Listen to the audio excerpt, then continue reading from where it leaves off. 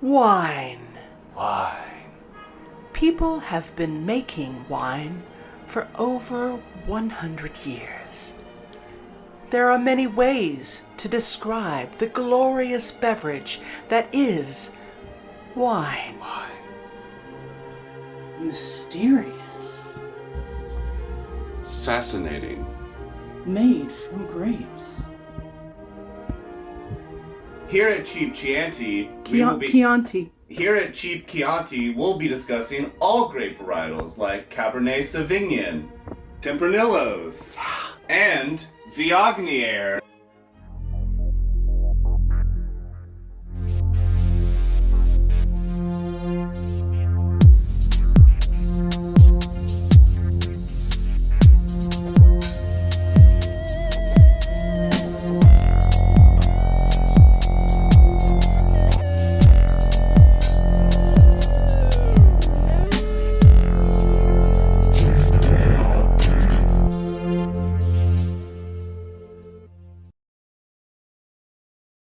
Today's bottled beauty is the Saint-Jacques Ultrea Mencia from the noble Spanish region of Bierzo. Bierzo is a region in the northwest of España. The area consists of numerous small valleys, Alto Bierzo, and a flat, wide plain, Bajo Bierzo. Bierzo has a special microclimate which is beneficial for viniculture. The star of our show and total daddy. Hola, papi. Seen here, all sexy and slightly drunk, probably, Raul Perez takes nature very seriously. Perez wants his wines to be free, express their true self, and remain entirely unfucked with. The resulting wine is unique, expressive, and eminently intoxicating. Speaking of intoxicating, let's join our own sexy papi in the kitchen.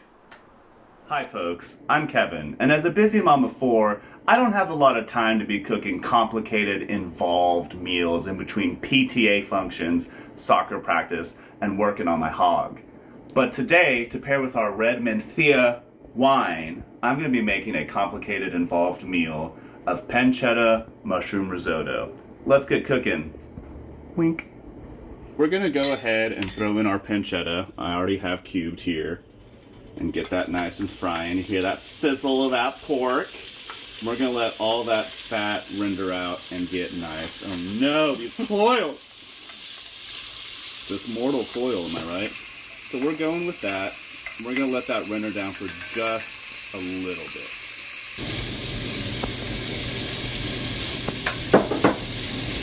Alright, so now we're going to go ahead and add our mushrooms. We have a lovely mix of blue oyster and portobello caps that I did a rough little chop on. Chop, chop, chop, chop, chop. We're going to go ahead and add those in and let them cook in the fat rendered by the pancetta.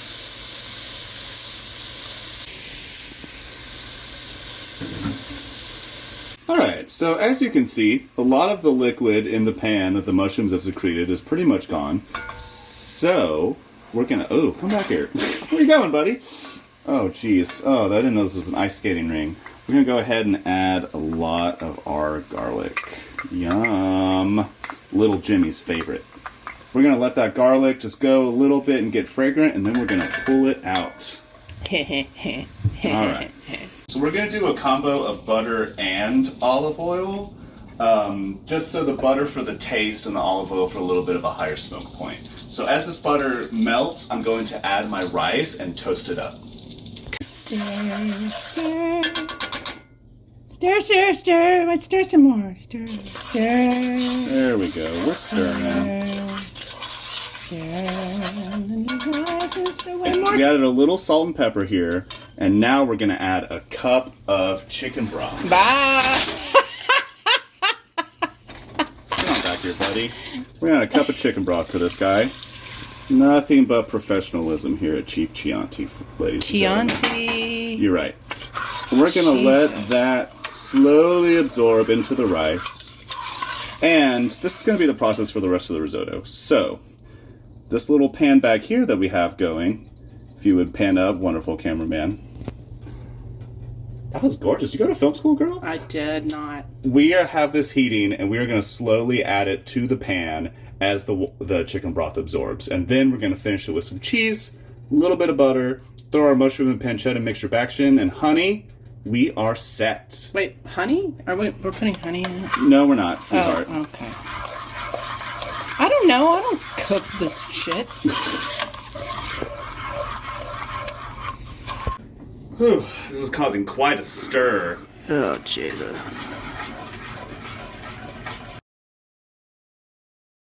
My God.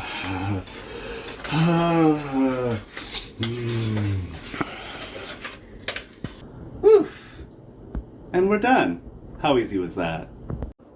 Alright, so Kevin and I are going to try out his delicious risotto and see how it works with our Mencia. We are all good, dear.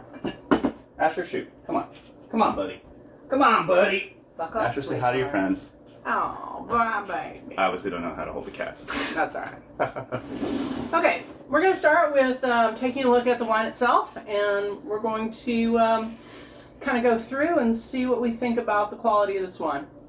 So the first thing you do is you take a look at the color. You know, this is against a white background. This is sort of white, right? Asher. Buddy. First, we're going to look at the color. What color would you say this is, Kevin? I would say maroon. So I am going to say that when you can see through the color, then we call that light to medium. Light to medium, all right. So this is very much like almost like a Pinot Noir, like a warm climate Pinot Noir in terms of its color. I would call this ruby, and it has a lot of clarity to it, so I'm going to call that light. So we're going to look now at the nose. I get floral, I get violets.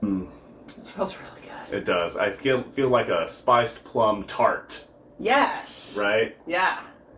So not really a red plum or a dark plum. Rose aprium is what I'm thinking. And for those not in the know, Rose aprium is a type of plum that tastily has a really intense grape black cherry note to it.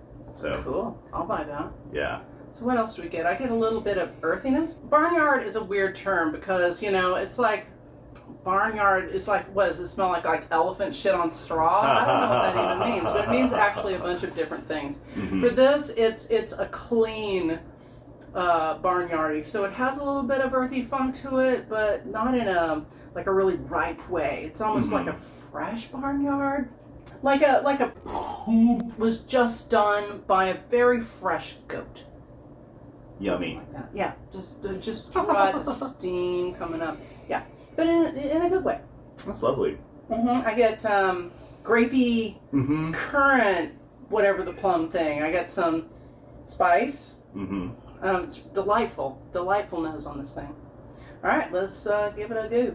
Oh, my love, my... Very silky.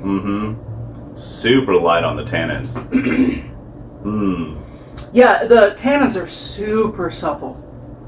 Not grippy at all. Very juicy mouthfeel. Silky texture. You know what I get a little bit on the back end? And you're going to hate this. Cherry Jolly Rancher. Okay. Or just Now you say that. No, I can get that. Right, just that little bit at the end of, and I hate to say artificial cherry, because this is way better than artificial cherry flavor, but just the way it hits, it probably has something a little bit to do with just how soft the tannins are, but... It has to do with the acidity. So, yeah, candied is what I would call that. Oh, as okay. opposed to artificial. Artificial would be like, I don't know that I like that so much, but this is more like a candied feel to it. So, yeah, I think that's totally legit. The way that you evaluate acidity is, there's a little trick here where you go. Take a sip.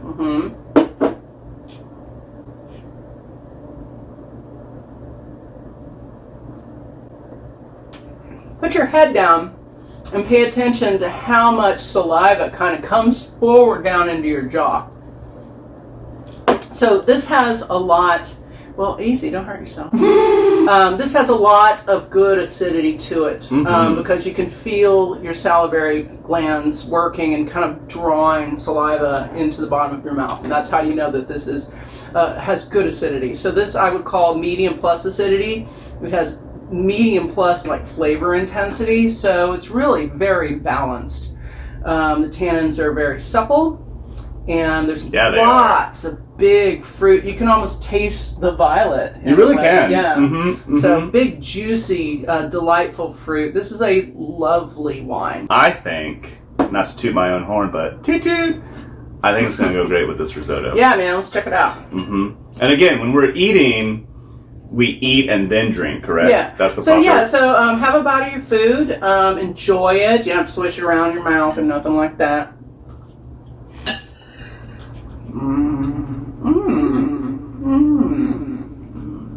That turned out real nice, huh? It did. So, I have that flavor in my mouth. The pancetta, the mushrooms, all that earthiness. Umami. Umami for sure. Daddy. Speaking of, Right. What a hunk. I know. What an absolute hunk. Right. Oh my god. Yes, please, sir. So yeah, I have all of that in my mouth. Okay. Let's see. Now let's put some Perez in my mouth. Girl. Yep. That works great. Umami in a dish is going to take away from the fruitiness of any wine. That's why whenever you talk about like eating a steak, you're talking about a big fruity wine. Big fruity Bordeaux, big fruity California, Cabernet, big fruity any number of other wines in the world. But they do need some like serious fruit to them because umami wants to pull the fruit out of your mouth. So this has really big juicy fruit, and that allows the umami doesn't get to fight with this because this works, and they like it's got plenty of fruit left over to like pair beautifully in your mouth with all of those delicious herbal and smoky, salty flavors. And so we're in a dish like this. You got umami, you've got herbs, and you also have salt. Salt really likes fruit, and they like to make sweet love together in your palate. So salt will make fruit even more emphasized in a wine. So you've got like umami, salt, and fruit like having a little dance around like here like this, and it works out real good with this particular pairing. So doing a nice little two-step. they're doing a little, well, it's a three-step. It's a little. Ooh, a menage a trois. It's a little menage a trois. Not the wine. I could see something like a smoked soy sauce mushroom stir fry going great with this. I could see smoked meats, charcuterie of any sort, like your cheeses, your salty hard cheeses, cured your meats. all kind of chorizo, just like anything that's like salty and rich and umami. This thing will pair with really nicely. So, yeah, man, we did good with this one. Hell yeah. And, you know, if I was sans umami salty foods, what would I want to listen to while I drink this? Let's see. Well, so we have a lot of power, but with a light body. I'm going to say... But it's also kind of sexy. I'm going to... Yeah. Floral, sexy, powerful, but still, like, light on its feet. I think I'm going to say either the debut or Vespertine album by Bjork. Really? That's my answer. All right. Bring it on. Let's see what it's like. All right, sweet. Turn it on. You're going to turn this on. You got to put it on. Oh, well, I can't. The record doesn't fit on my record player. They have like a special like disc of it, and it's just like half an inch too big for my record player, so it gets stuck. What else would I pair with this that would be good? So we got earthy, big fruit, light on its feet, but complex. Oh, the trio record? What do you think about that? Hell yeah. Okay. Oh, God bless Dolly Parton. And Emmylou and Linda Ronstadt. Their harmonies are like butter. Like butter. All right, we've been Cheap Chianti. We thank you so much for joining us. Please like this video if you liked it, And you will. And you will. And if you don't, then I don't know. Go somewhere else and listen to some boring people. I don't care. I don't know your life. We're funny, we're smart, we're interesting, and gosh darn it, people like me. us. Okay. Oh, fine. All right. Well, whatever. Subscribe, and we'll see you in the next video. Cheers. What was this? See you in the next video. See you in the I don't know. I don't know what that I'm was. just trying it.